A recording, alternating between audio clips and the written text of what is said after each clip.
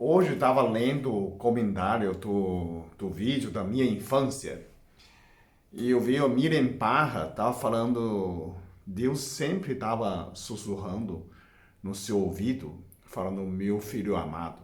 Quando eu leio isso, eu começo a chorar.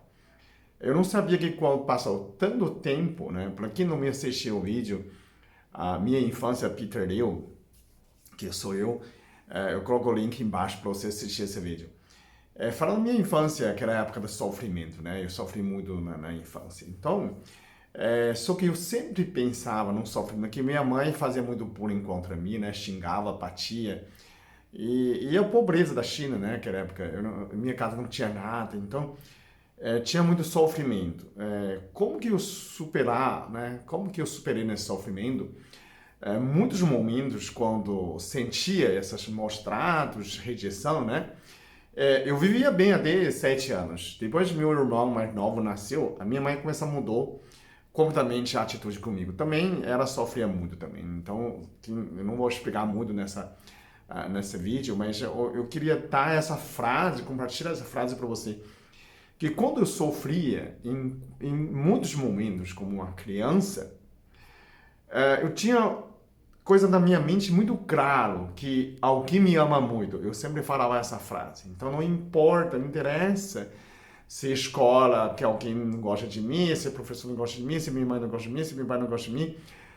Eu falava que se dane-se, alguém me ama muito. Então, nessa frase me ajudou muito. Como a educação da China comunista tirou o parte de Deus, né? A gente fala que Deus não existe, então só existe comunismo, né? Só existe Karl Marx, Lenin, Stalin e Mao Zedong naquela época. Então, claro que a gente sabe que é mentira, mas como que eu sentia, né? Deus me ama muito. Então, seria essa frase.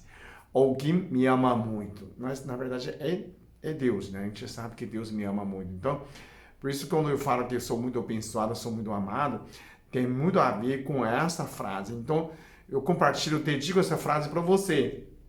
Se você está sentindo dificuldade, acabou de separar, né, sente rejeitado, você pode pensar que Deus me ama muito, né? Isso é muito importante saber, que isso é incondicional. Deus ama muito você. Isso é muito importante para você saber e aquele momento falar para você, falar para sua alma, né? Que Deus me ama muito, alguém me ama muito. Isso é muito importante, né? Acabou de separar, acabou de perder namorada, acabou de sendo rejeitada, a pessoa fala um monte de seus defeitos, né? Que minha mãe falava que você tem olho pequeno, você tem sei lá o que, sei lá o que, um monte, tudo que a gente tem não presta, parece, né? Mas, aquela hora você tem que entender que Deus, apesar de tudo isso, Deus ama muito você. Deus jamais, você é filho tão igual aos outros. Jamais pensa essas diferenças. Né? Essa alguém ama muito você incondicionalmente. Então, quando você também sente rejeição de pai e mãe, aquela indiferença, né? Você liga, de repente, a sua mãe fala, quer falar mais? Quer terminar? Ou desliga, quer falar com seu irmão? Tudo bem, né? Alguém ama muito você, né? Alguém me ama muito, Deus me ama muito. Essa frase é muito importante. Né? Quando você perde emprego, foi demitido, tá triste, no meio da pandemia, né? Onde vai achar o emprego? Ninguém está trabalhando. Mas lembre-se nesse momento que Deus ama muito você. Né? Você ainda é muito amado, você tem saúde, você tem inteligência, você tem capacidade de amar, ainda você pode achar a saída. Né? Certeza, amanhã é outro dia. Não pensa só hoje. Pensa que alguém me ama muito. Né? Quando eu sofria muito, minha casa não tinha nem a mesa, não tinha papel. A escola é muito precária, né? Professores são muito ruins. Né? E o que eu achei, a saída, que eu achei a biblioteca. A China tinha a biblioteca, não sei se é muito bom comparado de hoje, né, outro país, mas aquela época para mim era muito bom. Tinha muitos livros didáticos muito bons do que eu tinha, né? Depois da Revolução Cultural da China, os livros são muito ruins. mas eu achava muitos livros bons da escola, né? De química, física, matemática, e eu começo a estudar sozinho. Quando eu mergulhei a leitura, eu esquecia sofrimento. Então, a partir de 10 anos de idade, até 15 que eu entrei na faculdade, nessa segunda eu não sofria muito, porque eu estudava muito sozinho, eu ficava muito tempo na biblioteca, eu demorava para voltar a casa, porque eu não quero voltar para casa, se eu volto a casa para dormir, eu sabia que vai ser xingado, vai ser diminuído, né, ridicularizado, né, qualquer coisa, se eu tenho um fio de cabelo em pé, onde viu esse cabelo horrível, né? Se minha barriga tá doendo, tá corcunda, corcunda até criança, é um velho feio, parece, né? Sempre tem um xingamento, qualquer coisa que você fizesse não é bom, sabe? Sabe que a pessoa não gosta de você? Se você tossiu, aí já começa a ver xingamento, né? O que tem em você, né? Já você não pode fazer só de sua presença, né? Só de sua presença parece que incomoda a pessoa. Sai da frente. Aquilo é muito triste, né? Uma criança não tem noção. O tamanho de sofrimento, o tamanho, né? Você não sabe onde, né? A sua casa não tem lugar. Você não tem outro lugar para ir. Você tem que voltar, né? Demora 10 horas da noite, eu tinha que voltar. É um lugar que fica onde? Não tem lugar para ficar, não é? E a criança não tem noção disso, que significa, né? Se é fim do mundo, se a vida inteira vai ser assim. Então, a criança não tem essa estrutura psicológica, mas infelizmente, adulto tem que prestar muita atenção. Então, você que está me ouvindo, você tem filho, tem que prestar muita atenção com o seu filho, né? Não vai desprezar, não vai falar, aquilo vai cravar na alma da criança, vai prejudicar a vida inteira, não vai. Toma muito cuidado. Mas eu só xinguei. Não xinga. Só falei. Não fala com cuidado, porque a criança é muito frágil. Não é como adulto, ignora, né? Liga, foda-se. A criança não tem isso, não tem essa capacidade, né? Então, mas eu usava isso, que é o que me ama muito. Então, quando você está nessa situação, não importa. Não importa se você perde o emprego, se você perde a família, se você está sozinho, se você está doente, se você está com dificuldade, né? Principalmente para a rejeição. Precisa de alguém falou algum defeito seu.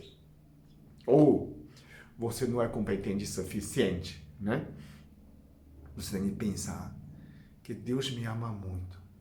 Alguém me ama muito, né?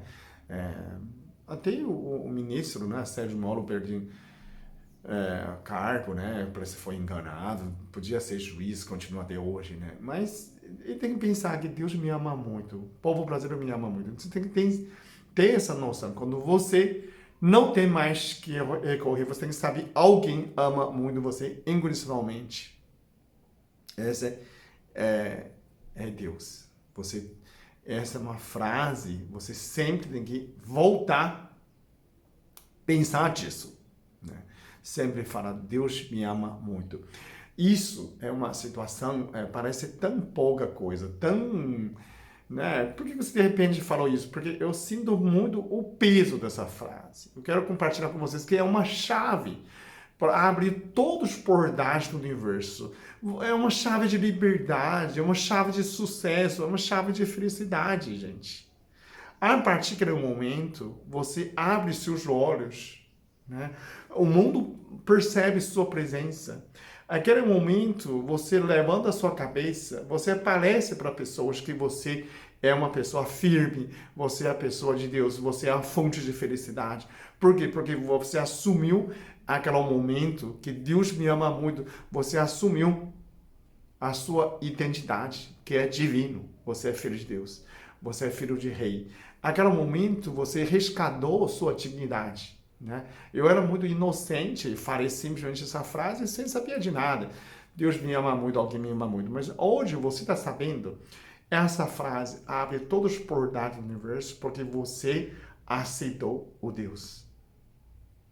Começa diferente. Todo o universo é seu, é de Deus. Você é herdeiro. Você começa livre do universo. Abre todos os portais de sucesso porque você colocou isso dentro de você. A pessoa percebe que você é muito amado. Que é amado é firme, é sucesso. Pode usar você. Você pode achar isso emprego. Pode fazer diferença. né? Quando você fala que Deus me ama muito porque você é mais amado. Você é amado, você leva esse amor de Deus para o outro. Então, todo mundo que está procurando amor vai enxergar você. É uma fonte de amor. Porque você não sente mais rejeição. Você não sente mais como lixo. Se você sente como lixo, a pessoa trata você como lixo. Como você sente muito amado, a pessoa vê você como o amor. Quem que não quer amor? Se você é o amor, você tem que ser amor. Você tem que ser amado, poder amar o outro. Então, você abre o portal do universo, você abre o portal de prosperidade, você abre o portal de amor pessoal. E você abre a fonte de felicidade. Quando você fala que Deus me ama muito, a sua alma desblocha, parece plota, né? Não sei como falar isso em português, você abre, você tirou o peso, tirou o bloqueio, tirou tudo aquilo que você volta a ser digno, você é cheio de energia, todas as suas células começam a funcionar, começam a vibrar, você sente força, sente inteligência, sente circulação, você sente tudo aquilo que flora dentro de você. Porque eu sou amado. Porque a única coisa que a gente precisa é o amor. Se você é amado, basta. É suficiente. Amor de Deus basta. Não precisa mais ninguém.